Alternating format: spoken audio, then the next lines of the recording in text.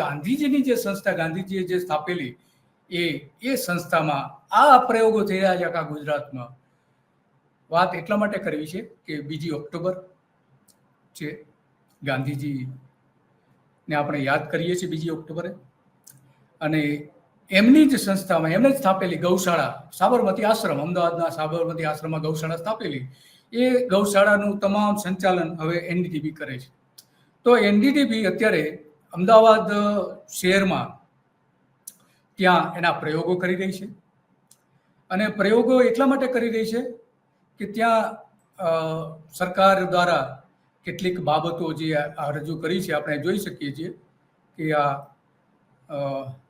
સાબરમતીની ગૌશાળા છે, અને ત્યાં આ બધા પ્રયોગો ચાલી રહ્યા છે.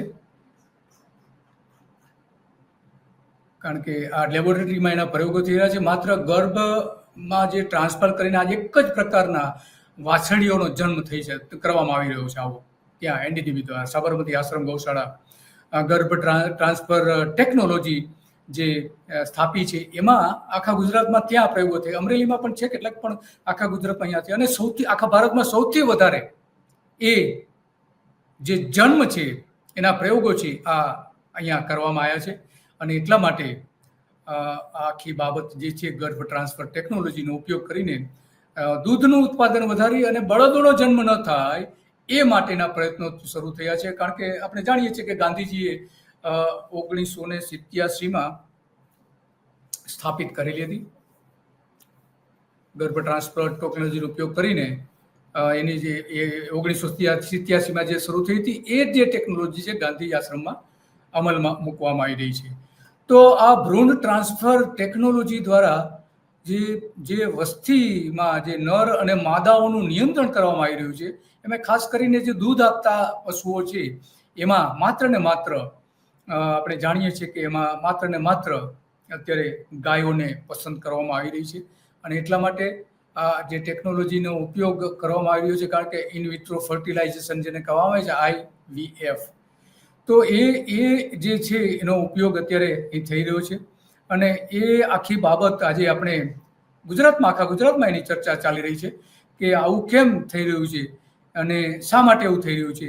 આ આપણે જોઈ રહ્યા છીએ. અને ગાંધીજીએ સ્થાપેલી જે ગૌશાળા હતી એને આધુનિક બનાવી દેવામાં આવી છે. આ મૂળ ગૌશાળા આપણે જોઈએ છીએ, ગાવ શહેર, ત્યાં ગાયો પણ રાખવામાં આવી છે. આ પ્રયોગ જે થઈ રહ્યા છે ત્યાં રાષ્ટ્રીય ગોકુલ મિશન હેઠળ IVF જે છે ગર્ભ ટ્રાન્સફર ટેકનોલોજીને સબસિડી પણ આપે છે સરકાર. 2023-24માં કેન્દ્ર સરકારે અહેવાલ જાહેર કર્યો છે. એ અહેવાલના આધારે આપણે કેટલીક વાત કરવી છે. 2023-24નો જે અહેવાલ છે એના આધારે કે માર્ચ 2024 સુધીમાં દેશમાં 22 લેબોરેટરી, આખા દેશમાં 22 લેબોરેટરીમાં 20,860 ભ્રૂણનું લેબોરેટરીમાં ઉત્પાદન કરવામાં આવ્યું હતું. એટલે હવે બચ્ચાઓ લેબોરેટરીમાં બની રહ્યા છે. એમાંથી 11,433 જે ભ્રૂણ છે એને ટ્રાન્સપ્લાન્ટ કરવામાં આવ્યા હતા પશુઓમાં. મોટાભાગે ગાય છે, ભેંસ પણ છે, પણ મોટાભાગે ગાય છે. આ એ લેબોરેટરી આપણે જોઈ રહ્યા છીએ કે કયા પ્રકારની લેબોરેટરી છે. આ તેના વાછરડાઓ જે છે, વાછડીઓ જે છે એ જોઈ રહ્યા છે. તો આ જે 11,433 ભ્રૂણ જે ટ્રાન્સફર કરવામાં આવ્યા ફિમેલમાં, એટલે કે ગાયમાં કે ભેંસમાં, એમાં અત્યાર સુધીમાં લગભગ 1,784નો જન્મ થઈ ચૂક્યો છે. આ જોઈ શકાય છે. એક જ સરખા લાગે. ક્લોન ટેકનોલોજી જે કહેવામાં આવે છે કે ક્લોનમાં તો બંને બાજુ હોઈ શકે છે, પણ અહીંયા માત્ર ને માત્ર આ જે છે. અને એટલા માટે અહીંયા આ બાબત આપણે રજૂ કરવી છે. અને આ બાબત રજૂ કરવાનું મુખ્ય કારણ જ એ છે કે ગાંધીજીએ સ્થાપેલી સંસ્થામાં આ પ્રયોગો થઈ રહ્યા છે. જો ગાંધીજી જીવિત હોત તો આવું થવા દેત ખરા? થવા દેત? મને નથી લાગતું થવા દેત. આપણે માત્ર કલ્પના કરીએ છીએ, બરાબર છે, પણ એ જે આખી બાબત છે એટલા માટે આપણે વિચાર માગી લે એવી બાબત છે. અને એની ચર્ચા કરવી. જો કે ઘણા બધા જે ગાય બચાવો આંદોલન કરે છે એમાં કેટલાક ખેડૂતો સાથે વાત કરી તો એ આ ટેકનોલોજીને આવકારી રહ્યા છે, ખેડૂતો આવકારી રહ્યા છે. પરંતુ ગાંધીજી હોત તો એ આવકાર આપત ખરા? ઇનબેલેન્સ જે થઈ રહ્યું છે, કારણ કે બળદોની વસ્તી તો હવે 0 થઈ જશે. એક પણ બળદ જોવા નહીં મળે. આમે અત્યારે ગુજરાતમાં જે ગાયની વસ્તી જે છે 98 લાખ છે. તમામ પ્રકારની ગાય એમાં આવી જાય. 98 લાખ, સમજો ને કે 1 કરોડ છે. એમાંથી જે બળદ કહી શકાય, બળદ અને સાંઢ, એ માત્ર ને માત્ર 17 લાખ છે.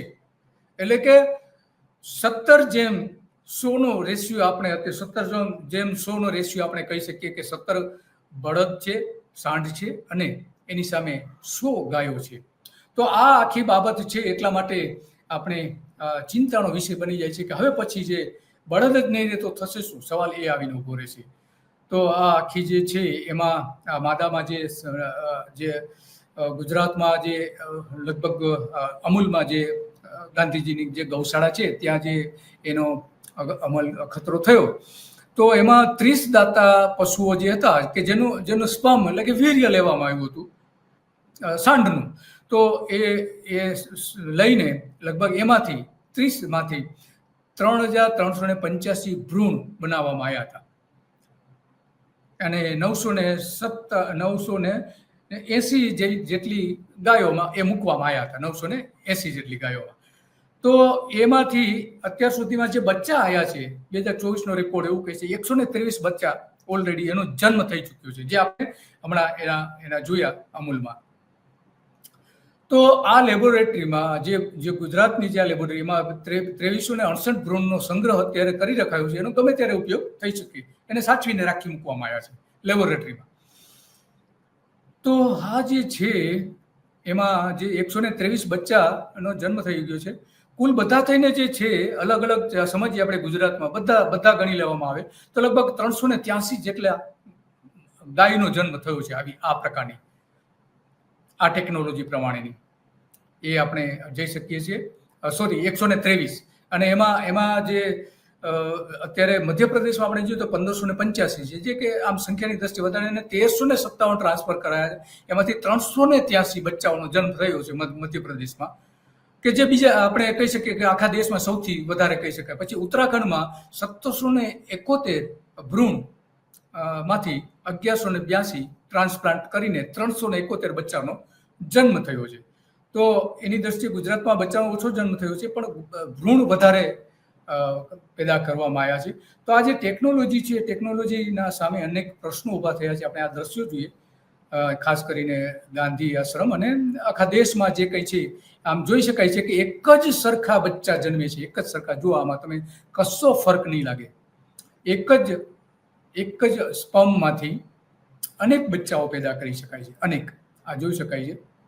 અને એટલે આનું ભવિષ્ય હવે કેવું છે, આ સરકાર એટલા માટે કરી રહી છે કે આનાથી દૂધનું ઉત્પાદન વધારવાનું છે. 30 લીટર દૂધ આપશે એવો દાવો કરવામાં આવે. અને હવે ભાજપે આના પર રાજકારણ શરૂ કર્યું છે. તો જો તમને આ વિડીયો ગમ્યો હોય અને તમને આ વિડીયો પૂરો જોવાની ઈચ્છા હોય તો ધ ગુજરાત રિપોર્ટ આ અમારી મુખ્ય ચેનલ છે, એના લાઈવ સેક્શનમાં તમને આ વિડીયો જોવા મળશે, જેમાં સંપૂર્ણ ચર્ચા કરવામાં આવી છે. તમને કહી દઉં કે જે ધ ગુજરાત રિપોર્ટ લાઈવ છે એ અમારી એક બેકઅપ ચેનલ છે, જેના પર પણ અમને સારો પ્રતિસાદ મળી રહ્યો છે. એટલે ટૂંક સમયમાં આના પર નવા કાર્યક્રમો કરીશું. પણ હાલ પૂરતું આ ચેનલ એટલા માટે છે કારણ કે સરકારની જે વક્ર દ્રષ્ટિ છે એ કદાચ અમારી જે ચેનલ છે એના પર આવે અને કેટલાક દિવસ માટે કોઈ વિક્ષેપ પડે તો એવા સંજોગોમાં તમે અને અમે જોડાયેલા રહીએ, આપણું બંધન છે અતૂટ રહે, એ માટે આ ચેનલ એને ચલાવવામાં આવી રહી છે. તો તમને વિનંતી છે કે આ ચેનલને પણ સબસ્ક્રાઇબ કરી રાખો. આપનો દિવસ શુભ જાય. ભારત માતા કી જય.